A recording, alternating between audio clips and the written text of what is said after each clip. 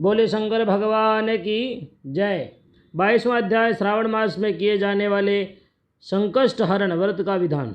ईश्वर बोले, हे मुनि श्रेष्ठ, श्रावण मास में कृष्ण पक्ष की चतुर्थी तिथि के दिन सभी वांछित फल प्रदान करने वाला संकष्ट हरण नामक व्रत करना चाहिए। सनत कुमार बोले, किस विधि से यह व्रत किया जाता है, इस व्रत में क्या करना चाहिए, किस देवता का पूजन करना चाहिए और इसका उद्यापन कब करना चाहिए, किसके विषय में मुझे विस्तार पूर्वक बताइए। ईश्वर बोले, चतुर्थी के दिन प्रातः उठकर दंत धावन करके इस संकष्ट हरण नामक शुभ व्रत को करने के लिए यह संकल्प ग्रहण करना चाहिए। हे देवेश, आज मैं चंद्रमा के उदय होने तक निराहार रहूँगा और रात्रि में आपकी पूजा करके भोजन करूँगा। संकट से मेरा उद्धार कीजिए। हे ब्रह्मपुत्र, इस प्रकार संकल्प करके शुभ काले तिलों से युक्त जल से स्नान करके समस्त आहित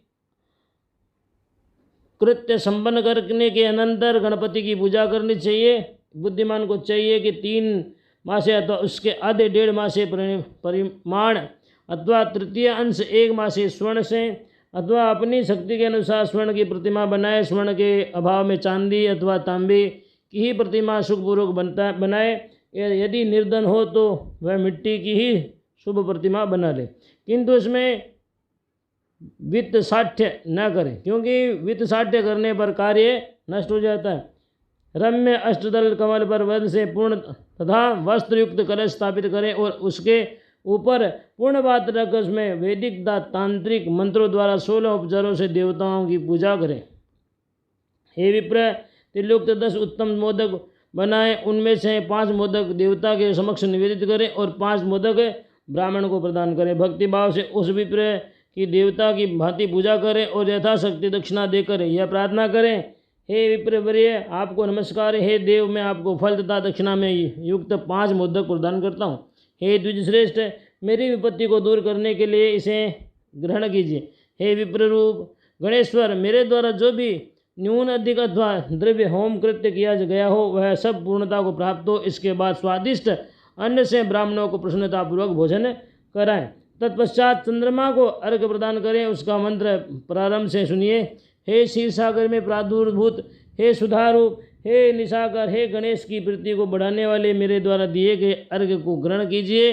इस विधान के करने पर गणेश्वर प्रसन्न होते और वांछित फल प्रदान करते। अतः इस व्रत को करना चाहिए। इस व्रत का अनुष्ठान करने से विद्यार्थी विद्या प्राप्त करता है, धन चाहने वाला धन प्राप्त करता है, पुत्र की अभिलाषा रखने वाला पुत्र प्राप्त करता है और मोक्ष चाहने वाला उत्तम गति प्रदान करता है, प्राप्त करता है।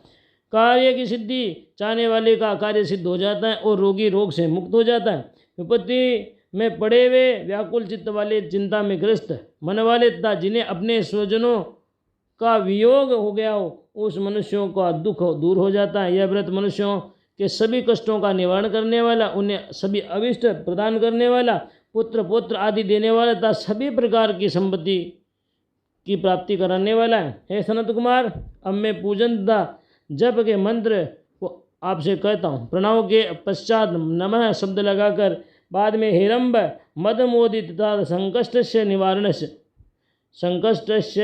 निवारण इन शब्दों का चतुर्थ्यंत जोड़कर पुनः अंत में स्वाहा प्रयुक्त करके इस 21 वर्ण वाले मंत्र ओम नमो हिरंबाय मदमोदिताय संकष्टस्य निवारणाय स्वाहा को बोलना चाहिए। बुद्धिमान व्यक्ति को चाहिए कि इंद्र आदि लोकपालों की सभी दिशाओं में पूजा करें। अब मैं मोदकों की दूसरी विधि आपको बताता हूँ। पके हुए मूंग तथा तिलों से युक्त घर से पकाए गए तथा घर के छोटे छोटे टुकड़ों से मिश्रित मोदक गणेश जी को निवेदित करें। तत्पश्चात दुर्वा के अंकुर लेकर उन नाम पदों से पृथक पृथक गणेश जी की पूजा करें। 10 नामों को मुझसे सुनिए। हे गणाधिप, हे उमापुत्र, हे अग्नासन, हे एकदंत, हे इव वक्त्र, हे मूषक वाहन, हे विनायक, हे ईशपुत्र, हे सर्वसिद्धि प्रदायक, हे विघ्नराज, हे स्कंद गुरु, हे सर्व संकष्ट नाशन, हे लंबोदर, हे गणाध्यक्ष, हे गौर्य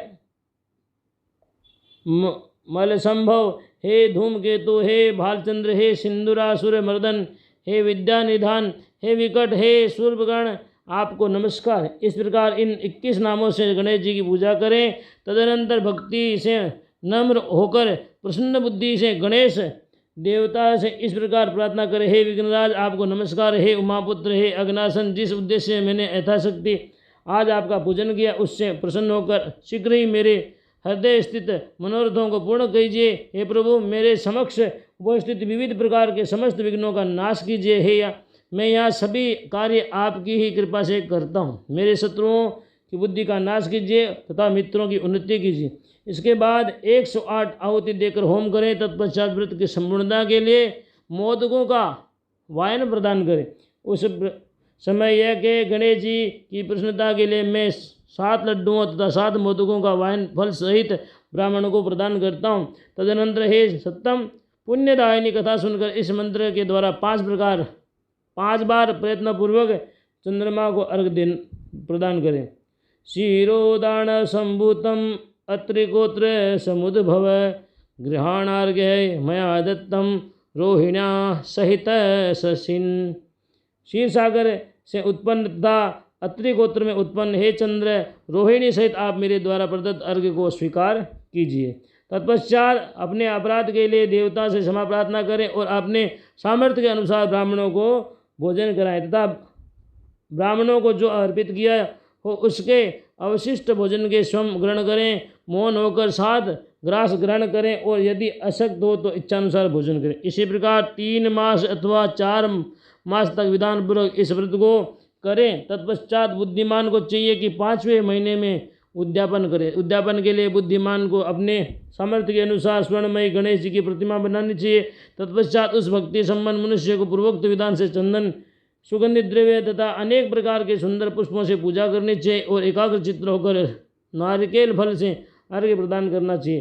पायस से युक्त सूप में फल रखकर और उसे लाल वस्त्र से लपेटकर यह वाइन भक्त ब्राह्मण को प्रदान करें। साथ ही स्वर्ण की गणपति प्रतिमा भी दक्षिणा सहित उन्हें दे। व्रत की पूर्णता के लिए 1 आढ़क तिल का दान करें। तदनंतर विघ्नेश प्रसन्न हो ऐसा कहकर देवता से क्षमा प्रार्थना करें। इस प्रकार उद्यापन करने से अश्वमेघ यज्ञ का फल प्राप्त होता है और मनवांछित सभी कार्य सिद्ध हो जाते हैं। हे सत्तम पूर्वकल्प में स्कंद कुमार के चले जाने पर पार्वती ने मेरी आज्ञा से 4 महीने तक इस व्रत को किया था। तब 5वें महीने में पार्वती ने कार्तिकेय को प्राप्त किया। समुद्र पान के समय अगस्त जी ने इस व्रत को किया था और 3 मासों में विघ्नेश्वर की कृपा से उन्होंने सिद्ध प्राप्त कर ली। हे विप्रेंद्र राजा नल के लिए दमयंती ने 6 महीने तक इस व्रत को किया था। तब नल को खोजती हुई दमयंती वे मिल गए।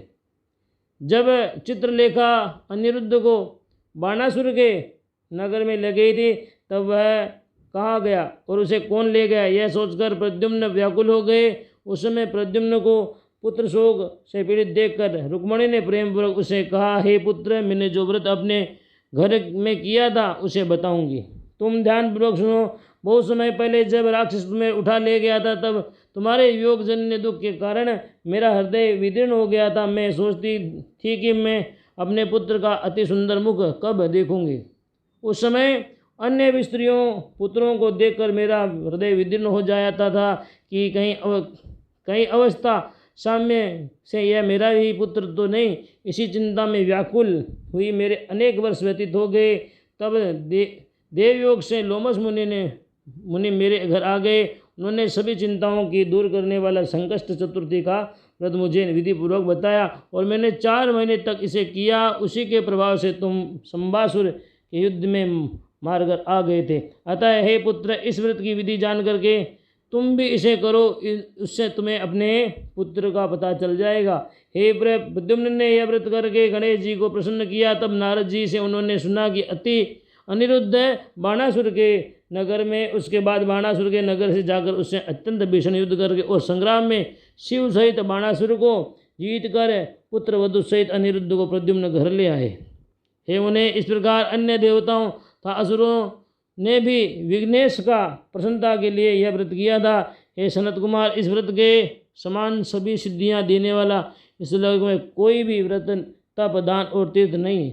बहुत कहने से क्या लाभ, इनके तुल्य कार्य सिद्धि करने वाला दूसरा कुछ भी नहीं है। अभक्त अनाश्रिता छठ कि इस व्रत का उपदेश नहीं करना चाहिए, अपितु पुत्र शिष्य श्रद्धालुता सज्जन को इसका उपदेश करना चाहिए। हे विपर से, हे धर्मिष्ठ, हे विधि नंदन, तुम मेरे प्रिय हो तथा लोकोपकार करने वाले हो, अतः मैंने तुम्हारे लिए इस व्रत का उपदेश किया है। इस प्रकार श्री स्कंद पुराण के अंतर्गत ईश्वर संत कुमार संवाद में श्रावण मास महात्म्य में चतुर्थी व्रत कथन नामक 22वां अध्याय पूर्ण हुआ। बोले शंकर भगवान की जय।